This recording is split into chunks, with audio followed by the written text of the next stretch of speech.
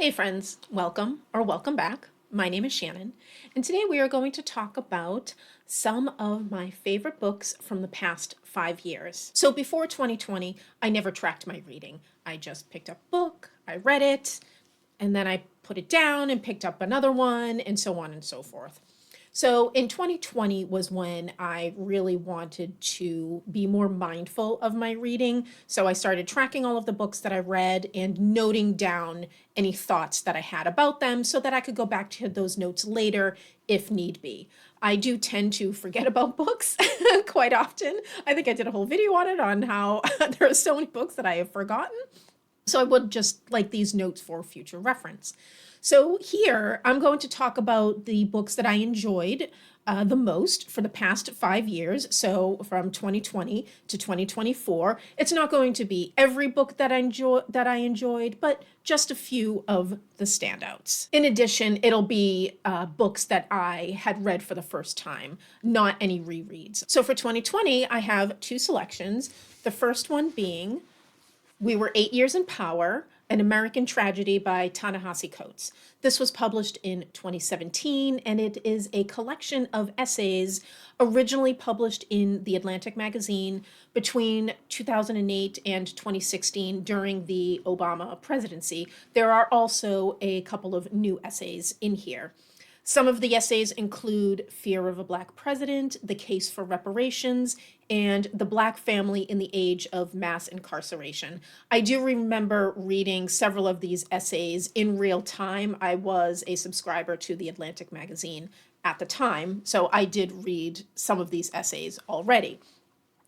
And these essays reflect on race, the Obama presidency, and also any movements and ideas that came about during this period, and also how Trump's election, the first election, was essentially trying to erase the effects of a Black president. Each essay also includes Coates's reflections, weaving in his own story as a young, unemployed writer in Harlem, and then ending with interviewing a president. So he started out as, as all writers do, young and hopeful and unknown, and working his way up to interviewing the first Black president of the United States. The term "We Were 8 Years in Power" was taken from Thomas Miller, who was a Black member of a South Carolina state Senate during Reconstruction, when the Black population significantly outnumbered the white population. The white Southerners were not having it, and thus essentially embarked on a campaign of disenfranchisement by enacting laws, revising state constitutions, smear campaigns, and even terrorism to get Black candidates out of the office and to prevent voting. We are all very familiar with this. By using this title, Coates is essentially making the point that post-Obama, we are living in a redemption government where everyone in power currently is just trying to erase the fact that we had a Black president. So I highly recommend this book. It is really good. Even if you originally read the essays when they were first published, there are a couple new essays in here, and also Coates's own commentary on each of the essays is very interesting. So highly recommend this. I read this in 2020. In 2020, I also read The Greater Journey, Americans in Paris by David McCullough, and I forgot how heavy this book was. This is very heavy. And so this is about 19th century Americans who migrated to Paris between 1830 and 1900 and went on to achieve importance in art, invention, medicine, and politics. So you've got writers such as James Fenimore Cooper, Emerson, Hawthorne, Mark Twain, Henry James, Harriet Beecher Stowe, who was actually escaping. She had written Uncle Tom's Cabin in the 1850s, and there was such a scandal and such blowback because of that book. She went to Paris kind of to escape the coverage. You've got Samuel Morse, who was the co-developer of Morse code. You have artists such as Mary Cassatt and John Singer Sargent, and you also have Elizabeth Blackwell, who was America's first female doctor. McCullough describes the arduous journey, troubles learning the language, homesickness. So early on in the 1800s, crossing back and forth the Atlantic was still very difficult to do. It wasn't like, you just hop on a ship and you're in Paris one day. It really was an arduous journey. McCullough also describes the lack of American Puritanism, which was very attractive to many of these people. And you've also got exposure to the fine arts, old architecture, museums, teaching hospitals. All of this broadened their knowledge and gave them experience. And many times these people actually wove in and out of each other's lives, and many of them knew each other. This is a real story of real people who went through normal problems and still did great things. And the tagline of this book is, "Not all pioneers went west." So do highly recommend. I enjoy McCullough's nonfiction. It really is easy to read, impeccably researched. I have several of his books and I've enjoyed all of them, but this one in particular just stuck out to me in 2020. In 2021, the book that stuck out to me the most is The Warmth of Other Suns, the epic story of America's Great Migration by Isabel Wilkerson. And this was published in 2010, and it is an historical account of the Great Migration, which was a movement of approximately 6 million Black Americans from the South, where they migrated to the Midwest, the Northeast, and the West. This occurred roughly between 1915 and 1970, and there were various factors for the migration. So there were jobs and economic opportunities at the northern industrial cities. Obviously, they were escaping violence and Jim Crow laws of the South. There were also labor demands due to 2 world wars. So the migration started roughly within the World War I timeframe and just continued on. And then you also had mechanization of agriculture in the South. Wilkerson uses narrative style to tell us about the migration through the eyes of 3 people. Ida Mae Gladney, who migrated from Mississippi to Chicago in 1937. She snuck out of Mississippi on a night train, became a nurse's aide, and had a close-knit family, and then she lived well into old age. Then we have George Starling, who migrated from Florida to New York City in 1945. He had wanted an education and a life beyond the Florida citrus groves. He ended up buying a New York City brownstone, but unfortunately, after an unhappy marriage, he became a railroad porter on the railroad lines that would actually bring him back into the South. And then lastly, we're following Robert Foster, who migrated from Louisiana to Los Angeles in 1953. And Foster was a physician who wasn't allowed to practice as a surgeon in Louisiana. So he found his place in Los Angeles and had a very successful practice.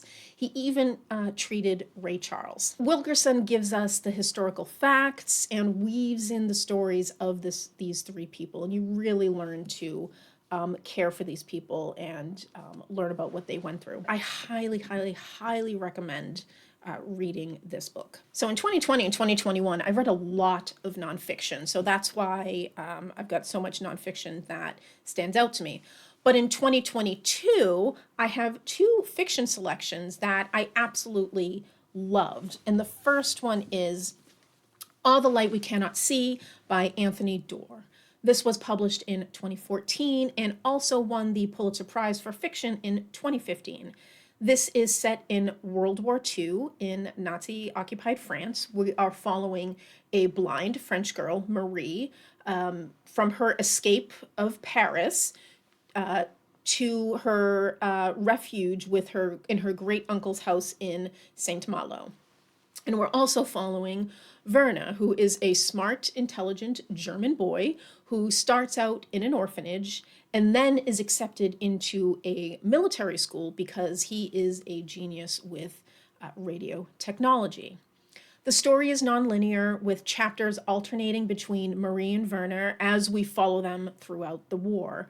And it may seem like these 2 are not connected, but they do end up connecting, and it really is beautiful. I love this book. I really do. The writing is beautiful, and the story is just so much more than the typical story of evil Nazis versus noble hero. It really is more than that. I have heard complaints that the writing is too lyrical and too descriptive, but it didn't actually bother me. And you also have to remember that some of it has to be very descriptive because Maria's blind. So we're seeing things from her perspective. And so she has to use all of her other senses to understand what's happening. Doerr is trying to engage all of our senses. I believe that this is a standout amongst so much World War II historical fiction on the market. I mean, everywhere you look, there is a new World War II historical fiction novel sitting in the bookstores.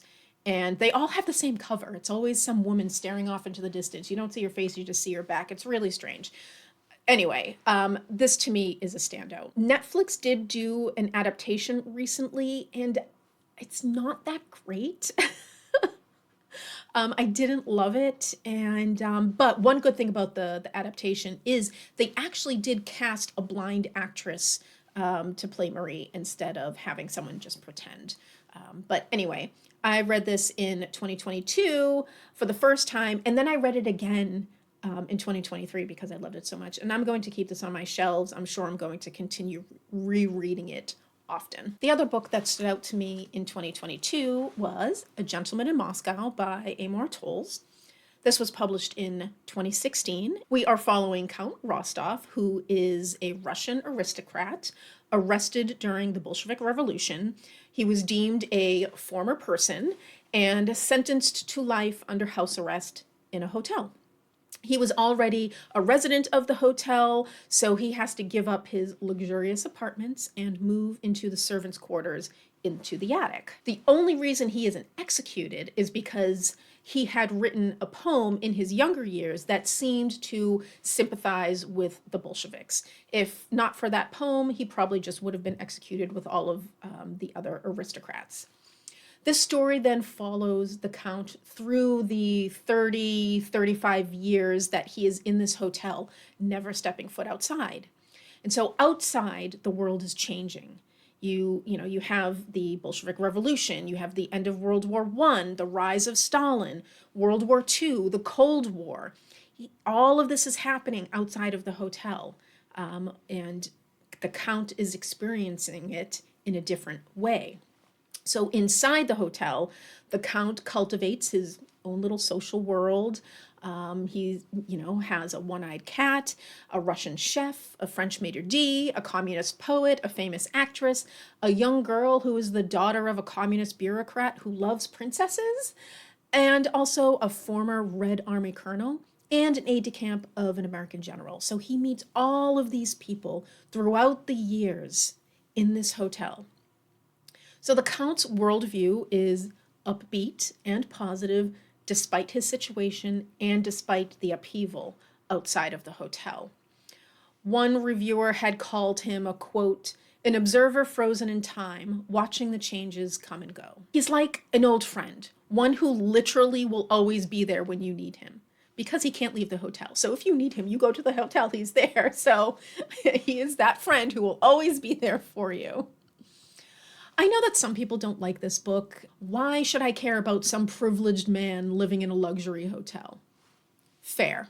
I understand that. Some people also call it boring.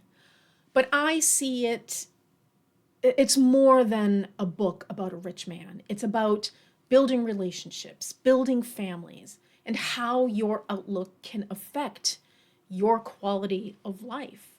And there's also lots of kindness and compassion in here. I love this book. I really do. It's so charming. I have a tendency to be reaching for books that are no plot, all vibes. There is no stress here, despite the stress that is outside of the hotel. The way that the Count views life is just soothing, and I enjoy that. Sometimes the world outside for me is just too chaotic and too stressful, and I just want to have a book to go back to where I do not fail despair. And this is it. I have reread this a couple of times, and I really do enjoy it. In 2023, the book that stood out to me was The Enchanted April by Elizabeth von Arnim. And this was published in 1922, and we are following four very different women as they leave rainy London to go on a holiday in Italy. We have Lottie, who is a young housewife in the early days of an unhappy marriage. We have Rose, who is another housewife, also in an unhappy marriage. She is a very pious woman, and her husband writes naughty books for a living, so she is very, very ashamed of him and where the money comes from. Then we have Lady Caroline Dester, who is a rich socialite, who is so beautiful that everyone is enchanted with her. But all of that has made her very cynical and lonely. And last we have Mrs. Fisher, who is a snobbish elderly widow who is still clinging to the old days of Victorian England.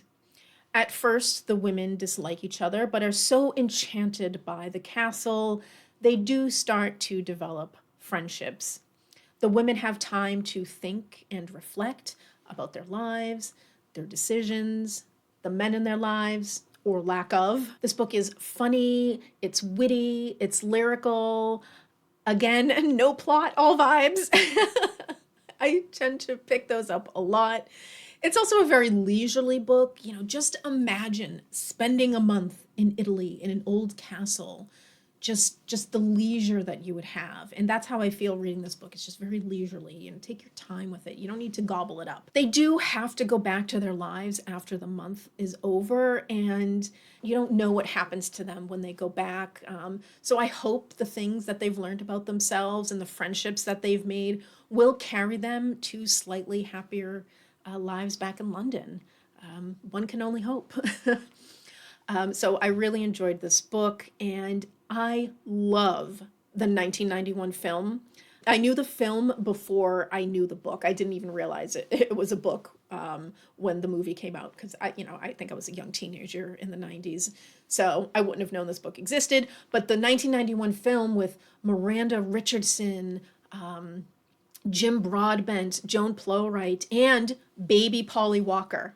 So current audiences might know Polly Walker as Lady Featherington on Bridgerton.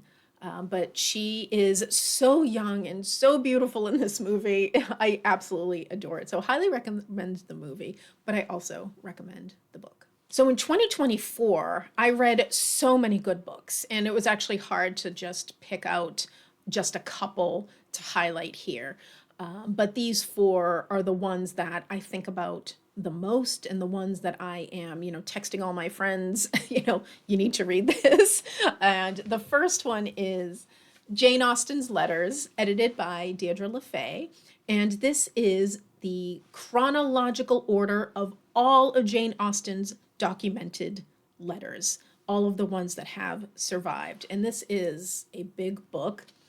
Unfortunately, so many of her letters are missing. Her sister had destroyed most of them, probably for her protection, because Jane was a snarky woman, and she probably said things in those letters that would have hurt people's feelings. Each letter in here has information on its provenance, as well as any annotations of the time period or people in Jane's life. So LaFay does an excellent job on the annotations. And, we get the informal voice of Austen without all of the social constraints of her books. She's witty, she's snarky, she's harsh. And she's just talking about mundane things. It's the equivalence of today's emails or text messages. You're just keeping people apprised of what you're doing. Bought a new dress today because I'm going to the ball on Friday night. You can also see the arc of her writing. Her early letters are very much like her early novels, just snappy and quick. And then you can see as she gets older, she's a little bit more introspective, and it's just the language is different. So it really is fascinating. You just see the arc of her writing. So if you are a Jane Austen fan, I highly recommend this. It really was amazing. The only thing that was frustrating is that all of the annotations are in the back. So you read the letter and then you have to flip to the back. So that was a little bit frustrating. So I actually kept two bookmarks. So I had a bookmark on the back so I could just quickly flip to the annotations, but impeccably researched. Next, I really enjoyed The Mill on the Floss by George Eliot. This was a reread for me, but because the first time I read it was so long ago, this was essentially a new book for me. I really had an amazing time reading it. The Mill on the Floss was published in 1860, but set in the 1830s, and we are following Maggie Tulliver from, passionate 9-year-old girl to young woman as she struggles through repressive Victorian society. And we're specifically following her in regards to relationships with three men, her brother Tom, a friend turned lover Philip, and her cousin's lover Stephen. I do feel that this book is really less about the men than it is about rejection and denial. Rejection of Maggie's passionate nature, rejection of her talents and intelligence, and Maggie's own denial of her own happiness as she tries to fit into the societal mold. I do have a video that I did reviewing this, so I will link that. There's more in there than I'm talking about now, but I really did enjoy reading this in 2024. Next is In Search of the Color Purple, The Making of an American Masterpiece by Salamishah Tillet. This book is part journalism, part history, and part memoir.